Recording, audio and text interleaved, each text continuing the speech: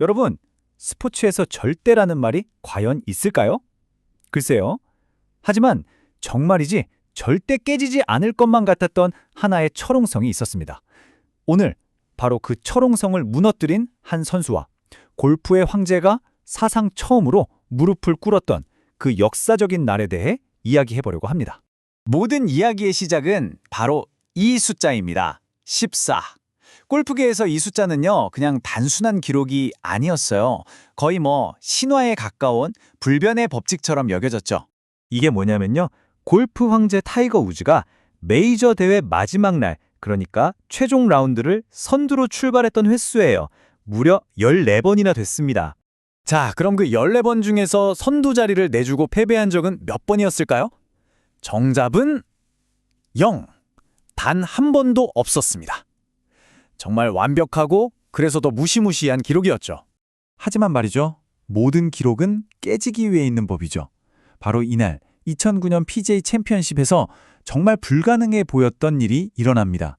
이 사건이 얼마나 대단한 일이었는지 제대로 알려면 먼저 타이거 우즈가 쌓아올린 이 14승 0패의 요새가 대체 얼마나 견고했는지부터 알아봐야겠죠. 한번 보세요.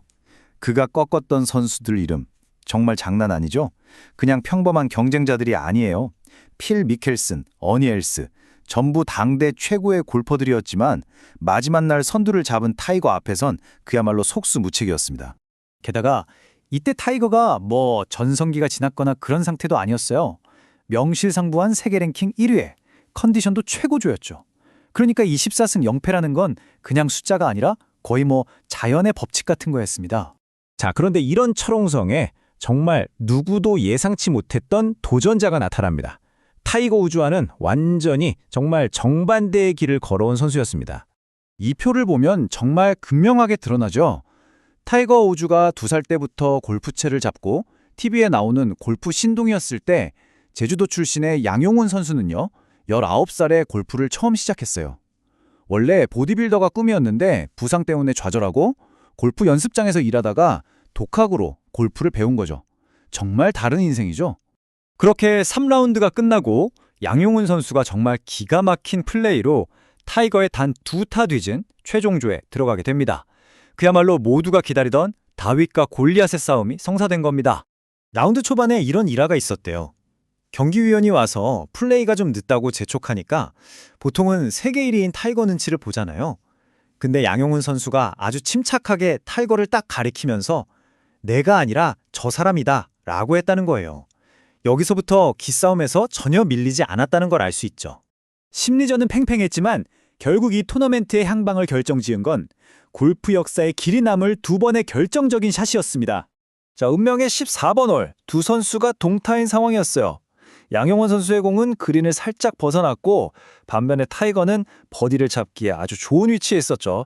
어쩌면 흐름이 타이거 쪽으로 넘어갈 수도 있는 그런 아주 중요한 순간이었습니다. 바로 그때 정말 말도 안 되는 샷이 나옵니다. 양용훈 선수가 그린 밖 약 20m 거리에서 친 칩샷이 그대로 홀컵으로 빨려 들어간 거예요. 칩인 이글. 이 한 방으로 단숨에 단독 선두로 올라섭니다.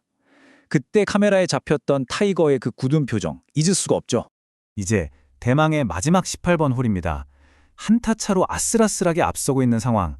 근데 두 번째 샷을 하려는 위치에 가보니까 세상에 큰 나무가 시야를 가리고 있는 겁니다.